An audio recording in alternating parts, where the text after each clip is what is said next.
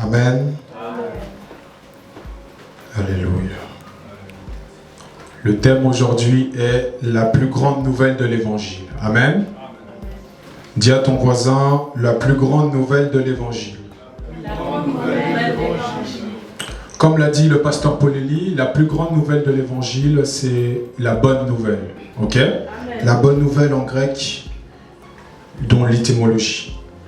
Vous devez savoir une chose, la plus grande nouvelle n'a pas été, prêchée comme aujourd'hui je vais le prêcher. Vous allez avoir une nouvelle dimension de ce que vous savez déjà. Beaucoup ont prêché la croix et se sont arrêtés à là. Et aujourd'hui, nous allons aller plus loin par la grâce du Seigneur Jésus-Christ afin que votre joie soit parfaite. Amen. Je vais commencer par introduire mon message avec 4 points et par la suite, je rentrerai dans mon message aussi avec 4 points. Donc là, nous allons commencer l'introduction. Le premier point que vous pouvez marquer, la bonne nouvelle concerne Jésus, c'est l'évangile de Dieu, mais cela parle de Jésus. Amen. Je répète, la bonne nouvelle concerne Jésus, c'est l'évangile de Dieu, mais ça parle de Jésus. Ok? On va commencer avec le livre de Romains 1, chapitre 1 jusqu'à 3. Est-ce que la sœur Naïk peut prendre pour lire? Romains chapitre 1, verset 1 à 3. Oui. Cette lettre vous est adressée par Paul, Oui. serviteur de Jésus-Christ, qui a été appelé à être apôtre et choisi pour proclamer l'évangile de Dieu. Amen. Verset 2. La bonne nouvelle que Dieu avait promis par ses prophètes dans les Saintes Écritures. Verset 3. Elle parle de son Fils qui, dans son humanité, descend de David. Donc on va reprendre le verset 1. L'apôtre Paul dit « Cette lettre vous est adressée par Paul, serviteur du Seigneur Jésus-Christ ». Donc ici, on peut voir que Paul veut se décrire comme serviteur du Seigneur Jésus-Christ. Par la suite, il dit qu'il a été appelé à être apôtre et choisi pour proclamer l'évangile de Dieu. Ça ne vient pas de lui-même, ok?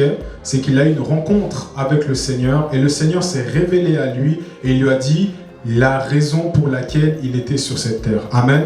Tout comme toi et moi, lorsque nous sommes en Christ, nous sommes dans une nouvelle identité et nous avons une raison pour laquelle nous sommes en Christ. Donc si tu es en Christ, ce n'est pas par ta force, c'est parce que Dieu a décidé que tu sois en Christ. Amen. Dans Ephésiens 2:10, la Bible dit que nous avons été créés en Christ pour des bonnes œuvres qui étaient déjà prévues d'avance que nous devions accomplir. Amen. Donc en Christ, tu as une destinée à accomplir. Et là, Paul nous le dit clairement, serviteur de Jésus-Christ qui a été appelé à être apôtre et choisi pour proclamer l'évangile de Dieu. Un apôtre, c'est un messager de Dieu qui est envoyé pour répandre le message. Amen. Et l'apôtre Paul a été choisi pour répandre la bonne nouvelle. Ok? Et la suite dit, la bonne nouvelle que Dieu avait promise par ses prophètes dans les Saintes Écritures. Lorsque vous prenez la Bible dans l'Ancien Testament, vous pouvez voir que c'était les prophètes avec lesquels il était en collaboration avec le Seigneur. Les prophètes, c'était aussi la bouche autorisée de Dieu. Ça veut dire que Dieu faisait passer ses messages à travers les prophètes. Amen. Elle parle de son Fils qui, dans son humanité, descend de David. Donc ici, tu peux voir que Dieu a communiqué déjà dans l'Ancien Testament, dans l'ordre des choses à venir, que son Fils allait venir. Amen. Que son Fils était programmé. Ça veut dire que la venue de Jésus, l'évangile, c'est quelque chose qui allait déjà se passer. Amen. Et on peut le voir dans Ésaïe 7, 14. Ésaïe 7, verset 14. Oui. C'est pourquoi le Seigneur vous donnera lui-même un signe. Voici, la jeune fille sera enceinte et elle enfantera un fils. Amen. Amen. Là, c'est le prophète Ésaïe qui reçoit « Voici, la jeune fille concevra et enfantera un fils. Et elle lui donnera le nom d'Emmanuel qui veut dire « Dieu est parmi nous ». Vous voyez, ça c'était dans l'Ancien Testament. Tu peux même prendre un deuxième verset pour confirmer. Michée 5, verset 2. Michée 5, verset 2. C'est pourquoi l'Éternel livrera à d'autres son peuple jusqu'au moment où celle qui doit enfanter enfantera, alors le reste de ses frères rejoindra les Israélites. Voilà. Donc ce premier verset que je vous donne, c'est la bonne nouvelle concernant Jésus. C'est quelque chose qui était déjà programmé et l'apôtre Paul le fait comprendre et le fait savoir. Il se présente en tant qu'apôtre, en tant que messager pour répondre à la bonne nouvelle Et cette bonne nouvelle est toujours centrée sur Jésus-Christ. Donc si vous voyez une bonne nouvelle soi-disant qui ne parle pas de Jésus, c'est une fausse doctrine. D'accord? Amen. Alléluia. Amen. Yes. Vous pouvez prendre comme deuxième point de mon introduction, la bonne nouvelle parle de la grâce de Dieu. Amen. Alléluia. Je répète encore, la bonne nouvelle parle de la grâce de Dieu. Est-ce que la sœur Naïk peut prendre Acte 20, verset 24? Ma vie m'importe peu. Ma vie m'importe peu. Je ne lui accorde aucun prix. Oui. Mon but, c'est d'aller jusqu'au bout de ma course et d'accomplir pleinement le service que le Seigneur Jésus m'a confié, Amen. c'est-à-dire de proclamer l'Évangile, ce message de la grâce de Dieu. Amen. Là, l'apôtre Paul dit que ma vie m'importe peu, je ne lui accorde aucun prix. Vous savez, lorsque vous êtes en Christ, vous ne vivez plus pour vous. Vous vivez pour Christ. Ça veut dire que tous les projets que vous avez faits, tous les projets, tous les désirs qui sont montés dans votre cœur n'existent plus. Amen. Amen. Amen. La priorité, c'est d'accomplir la mission que Dieu vous a donnée. Et cette mission-là, c'est d'aller proclamer l'évangile dans les 4 coins du monde. Alléluia. Si tu es un chrétien et tu passes des années et tu ne proclames pas l'évangile, c'est qu'il y a un problème. Parce que c'est la première chose que tu dois faire. C'est parler de Dieu à ceux qui ne le connaissent pas. Au-delà même de tes amis, de ta famille, dans ton lieu de travail, quand tu vas dehors, tu dois vraiment avoir ce temps où tu parles de Dieu. Et ici, l'apôtre Paul le dit, ma vie m'importe peu. Donc sa vie à lui, il la voit comme insignifiante. Pour lui, le plus important, c'est d'aller et proclamer ce message de grâce. Et ce message de grâce, c'est toujours Jésus-Christ. Toujours, on parle de lui parce que c'est une grâce. Amen. Il s'est fait chair, il est venu sur la terre et il est mort pour nous, innocent. Innocent. Ça, c'est une grâce. Un don immérité que Dieu nous a fait à travers le Seigneur Jésus-Christ. Amen. Ensuite, il dit, ma course, mon but c'est d'aller jusqu'au bout de ma course et d'accomplir pleinement le service que le Seigneur Jésus m'a confié. Donc, chacun de nous, quand nous sommes en Christ, nous avons une mission. Nous avons tous une mission. Jérémie a une mission, le pasteur Hegel a une mission, Kadel a une mission, même la sœur Zina a une mission, Saïmar aussi a une mission. Et c'est de notre responsabilité de la connaître. Soit Dieu se révèle à toi et te dit, comme à l'apôtre Paul, quelle est sa mission, soit toi tu peux chercher le Seigneur et il te dira, voici ta mission Azevedo, voici ta mission Fred, voici ta mission Tichik. Amen. C'est de notre responsabilité de connaître la mission que Dieu nous a donnée. Et là, pour l'apôtre Paul, c'était de proclamer l'évangile, le message de grâce de Dieu. Et cet évangile, c'est toujours le message qui est Jésus. Amen. Troisième point, nous pouvons marquer, l'évangile est considéré comme la puissance de Dieu. Elle sauve en accordant le salut éternel. Je répète le troisième point de mon introduction.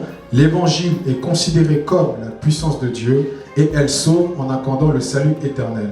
Est-ce que tu peux prendre le livre de Romains 1, 16, 17? Car je n'ai pas honte de l'évangile, c'est la puissance de Dieu par laquelle il sauve tous ceux qui croient, Oui. les juifs en premier lieu et aussi les non-juifs. 17. En effet, cet évangile nous révèle en quoi consiste la justice que Dieu accorde. Amen.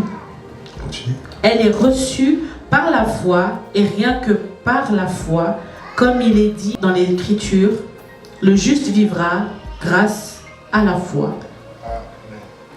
Le verset dit, car je n'ai pas honte de l'évangile. Ici, Paul le dit clairement, il n'a pas honte de proclamer l'évangile, car c'est une fierté pour lui, car c'est la puissance de Dieu. Amen. Et par la suite, il dira, même si les gens se moquent de lui, le persécutent, lui va continuer à proclamer cet évangile, afin que le monde sache. Donc, il ne regarde plus le regard des hommes, il se fie à ce que Dieu dit. Et si tant que Dieu lui dit, continue, vas-y, fais-le. Annonce l'évangile.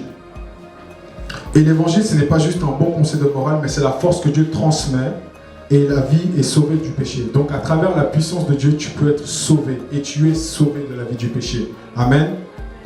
Le salut n'est pas automatique, il s'applique à celui qui croit. Donc pour recevoir le salut, tu dois croire. Tu dois croire que le Seigneur Jésus-Christ est ton Seigneur et Sauveur, qu'il est venu sur la terre pour toi, pour te sauver. Il faut le croire. Et si tu ne crois pas en ça, c'est difficile d'avoir le salut. C'est très difficile, c'est le seul moyen. Il faut y croire. Amen. Fred, tu y crois? Amen. Amen. Et ensuite, il nous dit, premièrement, pour sauver les Juifs et aussi les non-Juifs. Comme vous savez, le peuple d'Israël, c'était le peuple de Dieu. Mais cette promesse s'établit pas que seulement à eux, mais s'établit à toute la terre. Car Dieu a tant aimé le monde, car il a donné son Fils unique afin que quiconque croit en lui ne périsse point, mais ait la vie éternelle. Ça veut dire que ce ne sont pas que pour un peuple précis, mais c'est pour le monde entier. Que tu sois angolais, que tu sois congolais, que tu sois thaïlandais, que tu sois hindou ou autre, tu peux recevoir cette puissance, tu peux recevoir ce salut. Amen. Et vous savez, pour être juste, c'est que par la grâce du Seigneur. Toi, tu ne peux pas toi-même dire que je peux être juste. L'apôtre Paul dira, aucun être humain de lui-même est juste. Amen. Mais il est juste par la grâce de Dieu. C'est par la grâce que nous devenons justes aux yeux de Dieu. Amen. Et cela montre aussi une seule chose qu'on peut comprendre. Pour plaire à Dieu, il faut toujours avoir la foi. Si tu veux plaire à Dieu, tu dois avoir la foi. Parce que mon juste vivra par la foi. Sans la foi, Dieu ne te trouve pas agréable. Sans la foi, Dieu ne peut pas te regarder. Amen. L'évangile est considéré comme la puissance et Dieu et la sauve en accordant le salut éternel. Et à travers le salut, nous sommes sauvés. Parce que nous croyons au Seigneur Jésus-Christ. Et le quatrième point de mon introduction se nomme l'évangile révèle la sagesse de Dieu. Amen. L'évangile révèle la sagesse de Dieu. Est-ce que tu peux prendre 1 Corinthiens 1, verset 21? En effet, là où la sagesse divine s'est manifestée, oui, le monde n'a pas reconnu Dieu par le moyen de la sagesse. oui. C'est pourquoi Dieu a jugé bon de sauver ceux qui croient par un message qui annonce une folie. Amen. Amen. Dieu a révélé sa sagesse par son Fils Jésus-Christ. Amen. Et l'évangile par la même suite. Et cette sagesse, ce n'est pas la sagesse des philosophes, ce n'est pas la sagesse humaine, c'est une sagesse spirituelle qui est que donnée aux êtres qui croient. Amen. Et les humains, par leur logique, ils ne peuvent pas comprendre ou percevoir Dieu. Parce que ça dépasse leur entendement. Les humains, c'est la logique. Nous, les êtres spirituels, c'est la foi. Là où l'être humain, il va te dire, ah, mais tu sais, ton problème là, moi je crois qu'il faut laisser ça. Et toi, vu que tu es un être spirituel, tu dis, faux, menteur. Par la foi, tout ce que je dis arrive. C'est pourquoi, frères chrétiens, sœurs chrétiennes, soyez entourés des gens de foi. Soyez toujours entourés de gens de foi. Ne laissez pas la sagesse humaine, ne laissez pas ce monde vous empêcher d'avoir la foi. Car en Dieu, tout est possible. Et si, comme l'a dit le pasteur Gann, vous êtes à l'image de Dieu, donc vous pouvez créer comme Dieu. Amen. C'était une petite parenthèse. Donc la sagesse humaine, à elle seule, est insuffisante pour comprendre le plan de Dieu. Donc avec la sagesse humaine, tu ne peux pas comprendre ce que Dieu veut faire avec toi. Tu ne peux pas comprendre le message de la croix ou même de l'évangile. Parce que c'est une folie. Ça dépasse l'intelligence humaine. Ça dépasse tout ce qu'un être humain peut concevoir ou apercevoir. Amen. Donc Dieu choisit ceux qui ont la foi.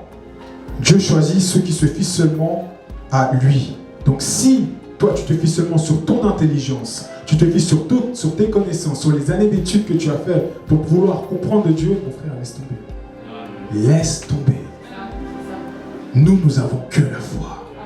Nous, c'est que la foi, rien que la foi et toujours la foi.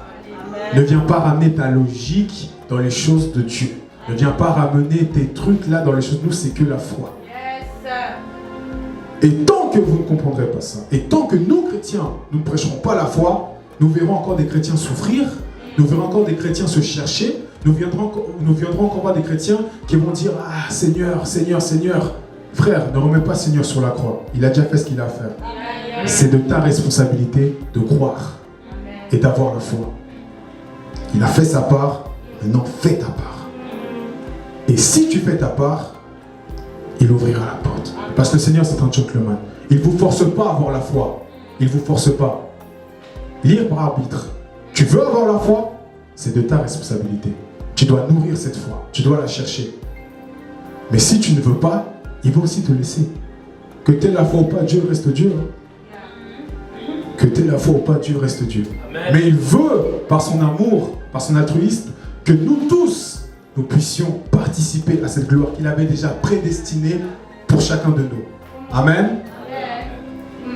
Et le message de l'évangile peut sembler faible, inutile, ignorant, parce qu'il parle d'un Dieu qui s'est fait homme, il meurt sur une croix et il ressuscite. Et je me dis, mais bon, c'est quoi ça? Or que c'est cette même croix-là qui est en réalité une puissance. Amen. Une puissance. Et pas n'importe laquelle, c'est la plus grande de toutes les puissances de l'histoire. Come on. Yes. Et tu peux prendre 1 Corinthiens 1, 23 à 25. Nous prêchons Christ mis en croix, Oui. ce qui est une cause de rejet pour les Juifs Amen. et une folie pour les Grecs. 24. Mais pour tous ceux que Dieu appelle, Oui. qu'ils soient juifs ou grecs, Christ est puissance de Dieu et sagesse de Dieu. Oui. 25. Car la folie de Dieu est plus sage que la sagesse des hommes, et la faiblesse de Dieu est plus forte que la force des hommes. Amen. Donc le message central de l'évangile, c'est Christ sur une croix. Et pour les Juifs, c'est inacceptable que le Messie, le Sauveur, qu'on annonce dans l'Ancien Testament, soit cloué sur une croix. C'est pas possible que le Messie soit un souffrant. Et pour les Grecs, les païens, c'est une honte, c'est une abomination, c'est insensé, ce n'est pas une démonstration de puissance et de force, parce qu'ils parlent et regardent avec la logique humaine. Amen. Mais pour ceux qui ont la foi, Dieu se révèle à eux. La puissance de Dieu, non seulement elle sauve, mais elle nous transforme. Parce qu'avec cette puissance, nous sommes capables de faire bouger les montagnes. Nous sommes capables de rendre les choses impossibles possibles. Nous sommes vraiment à l'image de Dieu, tel qu'il est, tel que nous sommes avec cette puissance. Amen. Amen.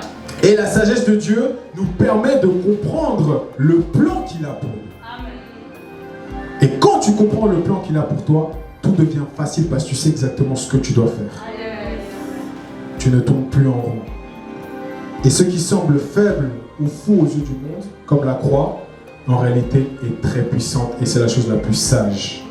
Si on te minimise parce que tu n'as pas fini tes études, si on te minimise parce que tu ne t'es pas marié alors que l'âge avance, laisse-moi te dire, Dieu va utiliser ta situation pour montrer que c'est lui, le Dieu qui accorde tout. C'est lui qui peut mettre un point final à la vie d'un homme. Ce n'est pas les êtres humains. Laisse les gens parler. Laisse les gens t'insulter. Ils l'ont fait avec Jésus. À combien plus forte raison ne le feront pas avec toi? Ne laisse personne te dire que tu es insignifiant. Ne laisse personne te dire que tu n'iras jamais loin. Même si c'est ton père, même si c'est ta mère. Parce qu'il parle avec la logique humaine. Mais toi, tu as la sagesse de Dieu. Merci pour vos insultes. C'est pas grave, que Dieu vous bénisse. Yes, avance. Mais quand tu vas arriver là-bas, quand tu vas arriver là-bas, quand Zina va se marier avec sa belle robe, tous les gens qui disaient « Oh, elle s'est mariée !» Zina va témoigner, elle va dire « On m'a insulté. On m'a dit que je n'allais pas me marier. Mais je me suis marié. Pas par moi, mais par celui qui est en moi. » Amen. Et ce sera une folie pour les hommes. Ce sera une folie. Ce sera une folie, pasteur. Ce sera une folie. Dieu, marquez cette phrase. Dieu ne suit pas les standards humains. S'il vous plaît. Dieu ne suit pas les standards humains. Samuel, il va dans la maison de Jessé. Il regarde Eliab. Il est dans la joie, il dit, ah, c'est lui. Et Dieu dira, les hommes regardent à ce qui frappe aux yeux, mais moi je regarde au cœur. Dieu ne suit pas les standards humains. C'est pourquoi vous devez connaître votre valeur. Amen. Yes. Mais votre valeur en Christ. Come on. Parce que c'est là où est votre véritable identité. C'est là où est votre véritable nature. Ne vous conformez pas au siècle présent. Ça va passer, c'est éphémère. Mais Amen. votre identité en Christ, elle perdurera pour toujours. Les gens qui sont puissants, qui sont influents dans ce monde, ils pensent qu'ils ont la vraie puissance. Mais c'est faux. Car ils ont bâti une maison sur le sable. Mais nous avons bâti une maison sur le roc. Yes. Les tempêtes peuvent venir, Come on. la maison restera. Parce que le fondement est basé sur Christ. Or, ceux qui se basent sur les choses superficielles, ils seront étonnés. Et le salut, la relation qu'on a avec Dieu, ne dépend pas de notre mérite, de notre richesse ou statut. Mais tout est donc gratuit avec Dieu. Tout est gratuit. Tu n'as rien à payer. Juste, n'endurcis pas ton cœur. Laisse-le te parler. Laisse-le rentrer faire ce qu'il a à faire avec toi, avec cette sagesse. Amen. Et en Christ, nous recevons la sagesse pour comprendre le plan de Dieu. Nous recevons la justice pour être juste devant Dieu. Du coup, on est réconcilié avec Dieu. Nous recevons la purification, le pardon de nos péchés. Et nous recevons la délivrance, la libération des péchés et de la mort. Amen. Et le dernier verset de mon introduction, c'est 1 Corinthiens 2, le verset 6 à 9. Cependant, nous aussi, nous annonçons une sagesse aux croyants adultes dans la foi. Une sagesse qui n'est pas de ce monde, ni celle des grands de ce monde qui sont destinés à disparaître. Verset 7. Oui. Non, nous exposons la sagesse de Dieu, secrète et cachée, que Dieu avait préparée avant le commencement du monde en vue de notre gloire. Amen. Verset 8. Cette sagesse-là, les grands de ce monde ne la connaissent pas, car s'ils l'avaient connue, ils n'auraient pas crucifié le Seigneur glorieux. Amen. Verset 9. Mais, comme le dit l'Écriture, il s'agit de ce que l'œil n'a pas vu et que l'oreille n'a pas entendu, Alléluia. ce que l'esprit humain n'a jamais soupçonné, mais que Dieu tient en réserve pour ceux qui l'aiment. Pour ceux qui l'aiment. Amen. Donc ici, Paul s'adresse aux chrétiens qui sont mûrs, qui ont la capacité de comprendre la vérité absolue. Ça veut dire qu'on ne peut pas expliquer ça à quelqu'un qui vient de recevoir le Seigneur Jésus-Christ ou qui est tantôt plus tôt. C'est vraiment pour les gens qui passent du temps, qui ont vraiment la foi. Amen. Et ici, la sagesse n'est pas basée sur la puissance humaine, ni le pouvoir, la richesse comme je vous l'ai dit, mais elle est éternelle et surtout spirituelle.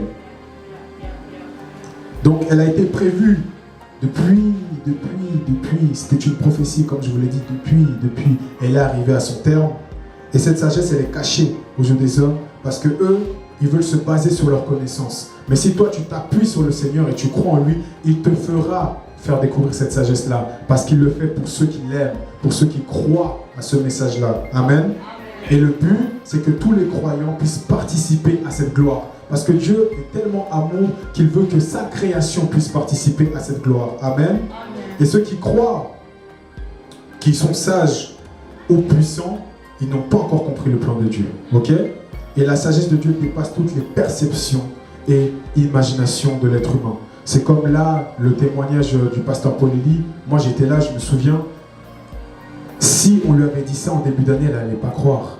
Mais elle est venue, elle s'est avancée, elle a eu foi. Et c'est ça, la vie chrétienne. C'est ce genre de choses qu'on doit entendre. Amen. C'est ça qui fait que tu as envie encore d'expérimenter d'autres choses avec le Seigneur Jésus-Christ. La sagesse de Dieu dépasse toutes choses. Et Dieu réserve cette révélation à ceux qui l'aiment et qui mettent leur foi en lui. Amen. Là, je viens de vous faire mon introduction. Je vous redonne les quatre points. Le premier point, je vous ai dit, la bonne nouvelle concerne Jésus. C'est l'évangile de Dieu, mais c'est Jésus qui est au centre. Le deuxième point, la bonne nouvelle parle de la grâce de Dieu. Donc toujours du Christ. Amen.